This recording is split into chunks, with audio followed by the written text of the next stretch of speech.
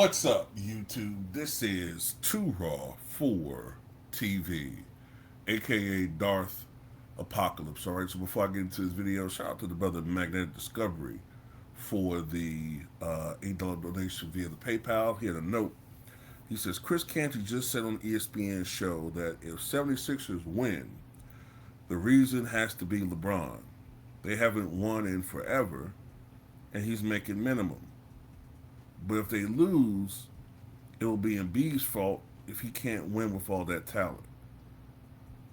Too Raw, has this gotten insane with all the built-in excuses? For those of you who don't know what he's talking about, this is Chris Canty speaking on LeBron and Embiid. VJ Edgecombe finished third in Rookie of the Year voting last year, and then Joel Embiid averaged nearly 27 points per game last year, but he only played in 38 of those games. So who has more to lose this upcoming season for the Sixers? Is it LeBron or is it Embiid, Canty? Oh, it's got to be Joel Embiid. I mean, LeBron's legacy is set. We know what the floor is. In a lot of books, it's the second greatest player to have ever laced him up. It's all upside for LeBron James in Philadelphia. Now, there is some risk associated with it, because he decided to pass up on other places. But to me, this is about Joel Embiid. Because with LeBron, winning has followed him everywhere he's gone in his NBA career. He's gone to the finals in both stints with the Cleveland Cavaliers. He went to the finals with the Miami Heat. He went to the finals with the Los Angeles Lakers. And he won a championship with all of those franchises. If it doesn't happen in Philadelphia, then all of a sudden we'll look at the process and Joel Embiid as the face of that proposition.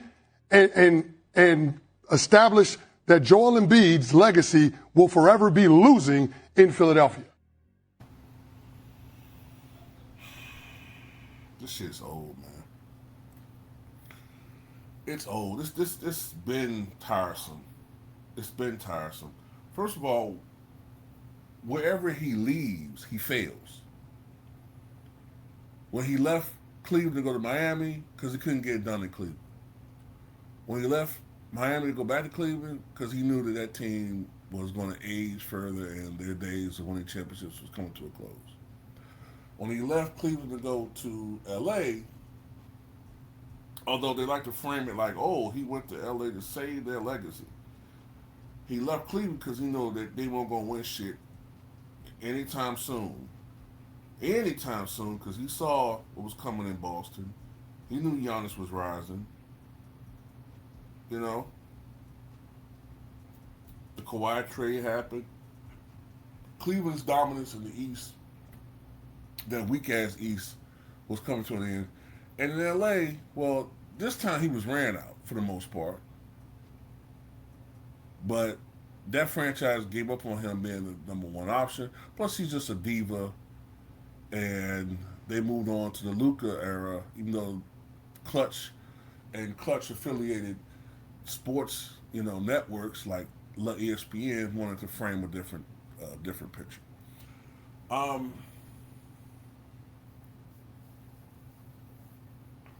So I mean, this is what it is. If this team won a championship, you know the spiel. LeBron gets all the credit. Like I said, oh well. Before LeBron got here, they weren't winning anything. Oh, so you're just going to conveniently ignore that they also just acquired Jaylen Brown. You're just going to ignore that. A guy who's a finals MVP. A guy that just averaged 29 points a game for the famed Boston Celtics organization. A guy that led that franchise to a season that nobody thought they were going to have as far as that team success.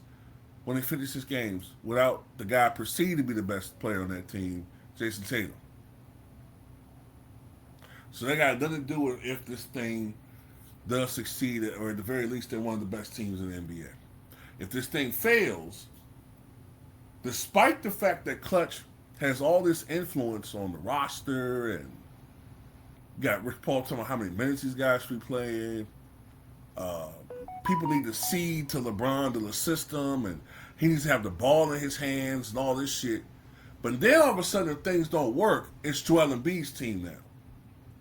But I thought that Rich Paul said this is Tyrese Maxey's team. So the blackest nigga on the team is getting all the fucking smoke. Now, I'm sorry if that's too politically incorrect to say today, but I just see patterns. And I'm not saying it's all about that, but I do know that the media works in certain ways. Um, and they pick on certain people. They do. They pick on certain people.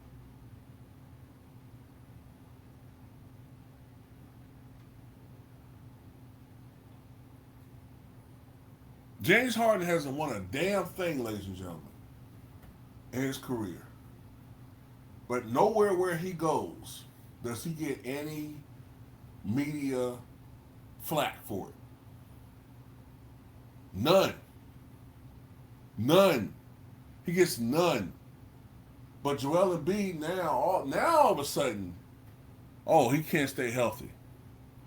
That's a character flaw now. You know, he just can't stay healthy. That's part of the job requirement. You got to stay healthy.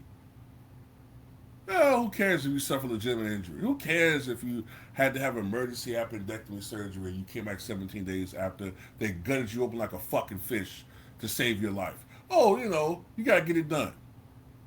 Meanwhile, LeBron walks around with fake sciatica and congestive foot failure and the world mourns. Get the fuck out of my face, man.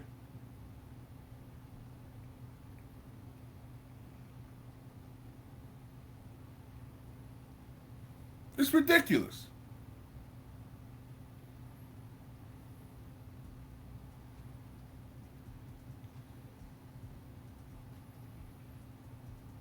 I hope Philly fans live up to the reputation I keep hearing about them, that they're real fans and they're not going to tolerate none of this BS.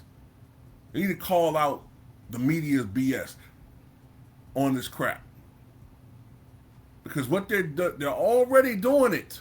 But I mean, I shouldn't even be working myself up because we knew this was going to happen. We knew this was coming. Whatever team he was going to go, what did I say? Like Shaka Khan, I feel for you. I knew this was coming. So like all this excitement, like, man, what are you talking about, man? Giannis should be breathing a sigh of relief right now. Because we all knew who was going to be the scapegoat with that situation. Giannis should be like, woo! Yes. Thank you, Lord. I ain't got to deal with that BS. Even though it's still you bit to the media pressure join that team anyway, but still.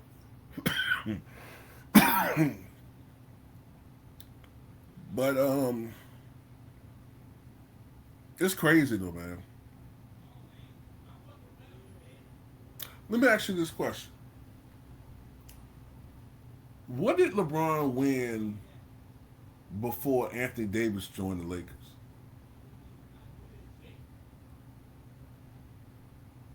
Well, I mean, honestly, can't we? And since we like to do this crap where, or what did Jordan do without Pippen? What did LeBron do without his superstars? What did he do when he wasn't playing with Anthony Davis or when he wasn't playing with Luka Doncic?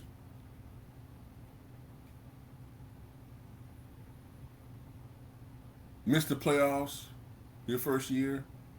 Have this overrated run when you beat up on a Rockets team that wasn't really all that good from the get-go, and Kevin Durant missed all but one of those games? That's all you did?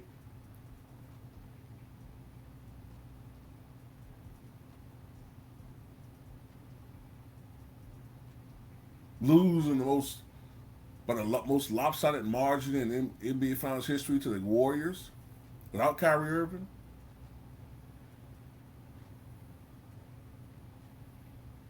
You have the worst finals performance ever in 2011 for a superstar, and you're playing with Wade and Bosh.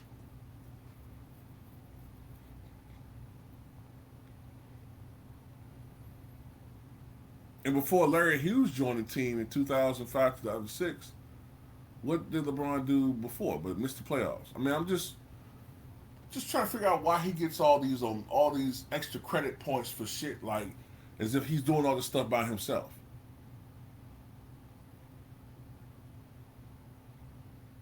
And another thing, if Embiid is missing all these games, right? If Embiid is missing all these games, doesn't that hurt the team from a standpoint where in the games in which he's not playing, his lack of ability is caused them to lose games that they wouldn't normally lose, so that if he is healthy by the playoffs, they're in a lower seed, which puts them at a disadvantage every playoff run. Hence, maybe that's why he hasn't been out of the second round. Because he's fighting uphill all the fucking time. I will say this before I end this video. Joel Embiid played very well. And heroically, I might add. For all the shit we've been giving him, y'all know I've been on his ass on this channel. But y'all notice I gave him a lot of praise. Because I thought people were like, wait a minute, man. Do y'all understand that he was opened up like a fucking carcass to have surgery? And he came back and played basketball just a little over 2 weeks after that? Think about that for a second. Think about if you were on a surgery table and they cut you open to your guts, stitch you up, and then 2 weeks later, hey man, we gotta play an important game. You'll be like, man, I can't fucking play basketball. But he did. You got guys who don't suit up because they sprained their fucking ankle. And he went out there and he helped to lead them to a 3-1 comeback. But when he wasn't available in the next round, what did Tyrese Maxey, who's supposedly, according to Clutch, the leader of this team, what did he do? What they do against Knicks? But get their ass whooped. So I'm just saying, man, you know, it is what it is. Tell me what you guys think.